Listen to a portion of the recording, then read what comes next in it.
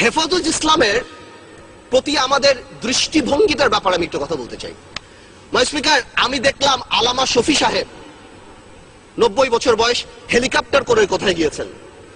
বড় নিউজ পেপারে চলে আসলো আলামা শফি সাহেব হেলিকপ্টারে গিয়েছেন। কোথায় টাকা পেল? আমাদের তোফায়েল আহমেদ সাহেব গত 4 বছরে 40 বার ভোলাতে হেলিকপ্টারে গিয়েছেন, এই ব্যাপারে কিন্তু কেউ প্রশ্ন করলেন না। আমি মনে করি মাননীয় স্পিকার, আপনারা আমাকে একটু মাফ করবেন, আপনারা আমাদের ঐক্যতাও আমি একটু কথা বলে নিই। মাননীয় স্পিকার, গত 30 বছর গণতন্ত্রের নামে ক্ষমতার লড়াইয়ে আমরা যেই পরিমাণ গাড়ি ভেঙেছি, আপনারা যেই পরিমাণ গাড়ি ভেঙেছেন, 1 বছরে জাপান এত গাড়ি বানায় না। যত সরকারি সম্পত্তি আমরা আপনারা নষ্ট করেছি, ওই দিয়ে 2টা পদ্মা ব্রিজ বানানো যেত। আমরা যদি বাংলাদেশ জিন্দাবাদ বলে গাড়ি ভাঙি, সেটা সহিংস আন্দোলন।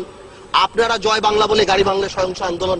আল্লাহু আকবার বলে হেফাজত যদি গাড়ি ভাঙে, তাহলে তারা জঙ্গি হয়ে যায়। এইটা কি ধরনের কথা? মাননীয় স্পিকার, জঙ্গি কেন বলছি? জঙ্গি is a very dangerous term. আমরা যখন এখানে লোকাল পলিটিক্সের জন্য জঙ্গি বলি, বিদেশে আমাদের ভাবমূর্তি সাংঘাতিক ভাবে নষ্ট হয়। আওয়ামী লীগ সরকারই তো সবচেয়ে বেশি ক্রেডিট নেয় যে আমরা জঙ্গি থামিয়ে দিয়েছি। আওয়ামী লীগ সরকারই যদি সবচেয়ে বেশি জঙ্গি বেড়ে যায়, তাহলে আওয়ামী লীগের রেপুটেশন প্রবলেম। হেফাজত ইসলাম নিয়ে আরেকটা কথা বলছি। আওয়ামী লীগের যে পলিটিক্যাল ক্রাইসিস যেটা দেখা গিয়েছে, হেফাজত ইসলাম আসলো কেন? মাননীয় স্পিকার, হেফাজত ইসলাম কিন্তু আসেনি যখন আমরা বিভিন্ন জায়গায় মডেল লাইসেন্স দেই, যখন আমরা সিনেমা হল ওপেনিং এ মিলাদ দেই, যখন আমরা ব্যাংক ওপেন করি মিলাদ দিয়ে, তখন কিন্তু হেফাজত আসেনি। হেফাজত ইসলাম এসেছে যখন সর্বকালের সর্বশ্রেষ্ঠ মানব নবী করিম সাল্লাল্লাহু আলাইহি ওয়াসাল্লাম, সকল মুসলমানের হৃদয়ের স্পন্দন, তাকে নিয়ে কটাক্ষ করা হয়েছে। কোথায় হয়েছে? গণজাগরণ মঞ্চে।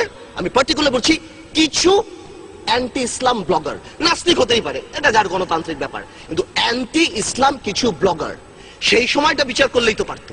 সেই সময় বিচার করেনি কেন? সেই সময় বিচার না করে কি নাম দেওয়া হয়েছে? এরা জঙ্গি, এরা হেফাজতে জামাত, এদের সাথে কথা বলা যাবে না। তো জঙ্গি হলে এদের সাথে মিটিং হচ্ছে কেন? জঙ্গি যদি হয়, এরা মাননীয় প্রধানমন্ত্রীর সাথে মিটিং করছেন কেন?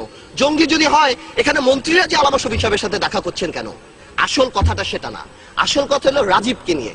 রাজীব যিনি মারা গিয়েছিলেন, আই উইল নট গো, আমি বলবো না রাজীব অ্যান্টি মুসলিম, নাস্তিক, কি ছিল না ছিল, কিন্তু there was a controversy because 886/2012 writ পিটিশনে সেই থাবা বাবা নিয়ে কথা ছিল।